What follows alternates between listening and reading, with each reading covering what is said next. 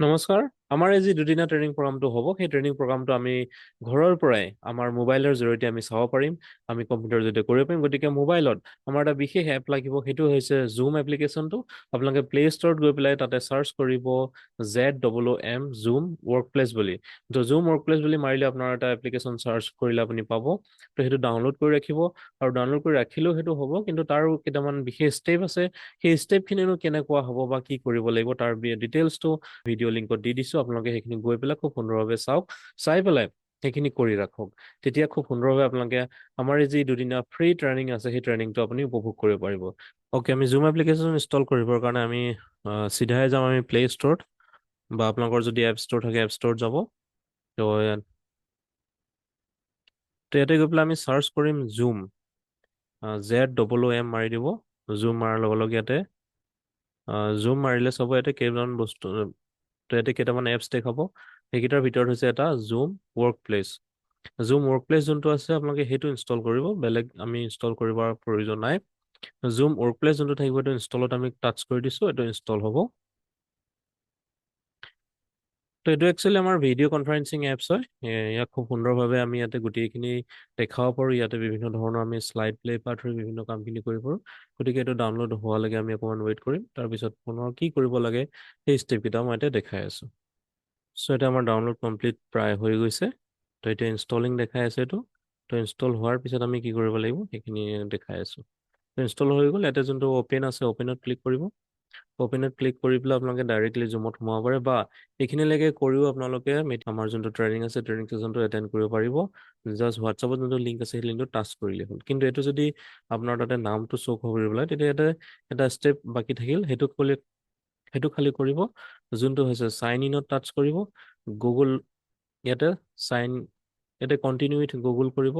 Continue with Google কৰাৰ লগে লগে আপোনাৰ যিটো মেইল আইডি আছে সেই মেইল আইডি কেইটা ইয়াতে শ্ব' হ'ব। মোৰ যেনেকৈ অলৰেডি দুটা মেইল দেখাইছে, তো মই ইয়াৰে যিকোনো এটা টাচ কৰিলোঁ। তো আপোনালোকৰ যোনটো তাতে চাইন ইন হৈ থাকে, তো সেইটোত ক্লিক কৰিব, তেতিয়া অসুবিধা নহয়। নহ'লে সেইটো চাবৰ কাৰণে কি কৰিব, জিমেইলত যাব, গৈ পেলাই আপোনালোকৰ সোঁফালে ওপৰত যোনটো মেইল আইডি দেখাই থাকে সেইটো কোনটো হয় সেইটো চেক কৰি ল'ব। যদি সেইটো ছেইম হয় তেতিয়াহ'লে কোনো প্ৰব্লেম নহয়, জাষ্ট ইয়াতে কণ্টিনিউ কৰি দিব। কণ্টিনিউ কৰাৰ লগে লগে আপোনালোকৰ ইয়াতে জুমটো চাইন ইন হৈ যাব।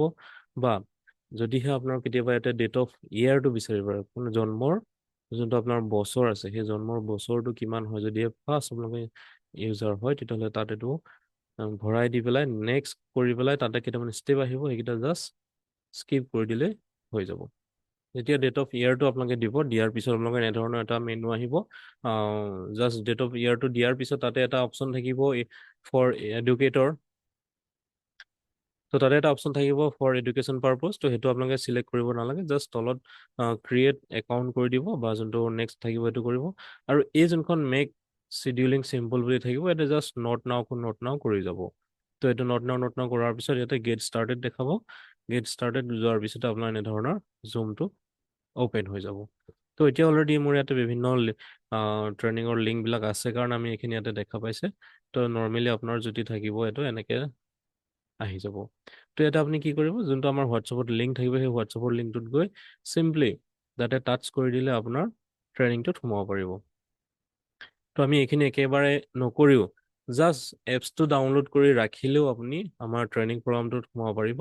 খালি জইন কৰাৰ সময়ত আপোনাৰ নামটো তাতে দি ল'ব, তেতিয়া হ'লেও আপুনি তাতে সোমাব পাৰে। কিন্তু মই এতিয়া যোনটো ছেটিং দেখিলোঁ এইটো পাৰ্মানেণ্ট ছেটিং হয়। ইয়াতে আপুনি নামটো বাৰে বাৰে দি থকাৰ প্ৰয়োজন নহয়, যোনটো গুগলৰ লগত চাইন আপ হৈ যাব। গুগলৰ পৰা চাইন আপ কৰাৰ পিছত আপোনাৰ ডিটেইলছখিনি খুব সুন্দৰভাৱে তাতে অট'মেটিক ওলাই থাকিব। খালি আমি এটা কথাৰ কাৰণে এইটো চাইন আপ কৰিব বিচাৰোঁ, যাতে আপোনাৰ বিভিন্ন ভৱিষ্যতে যিবিলাক ট্ৰেইনিং থাকিব সেইবিলাকতো খুব সুন্দৰভাৱে সুবিধা অনুসৰি আপোনালোকে তাতে এটেণ্ড কৰিব পাৰে। আৰু এইটো ডাউনলোড কৰাৰ পিছত কৰাটো বাধ্যতামূলক বুলি কথা নাই। এইটো যদি কৰি লয় তেতিয়াহ'লে খুব সুন্দৰভাৱে নিয়াৰিকৈ আপোনালোকে কৰিব পাৰিব। আৰু যদিহে জাষ্ট আমাৰ হোৱাটছআপত যোনটো লিংক থাকিব সেই লিংকত গৈও কিন্তু আপোনালোকে ডাউনলোড কৰাৰ পিছতে সেইটো আহিব পাৰিব। তো পুনৰবাৰ সকলোকে ধন্যবাদ জ্ঞাপন কৰিছোঁ।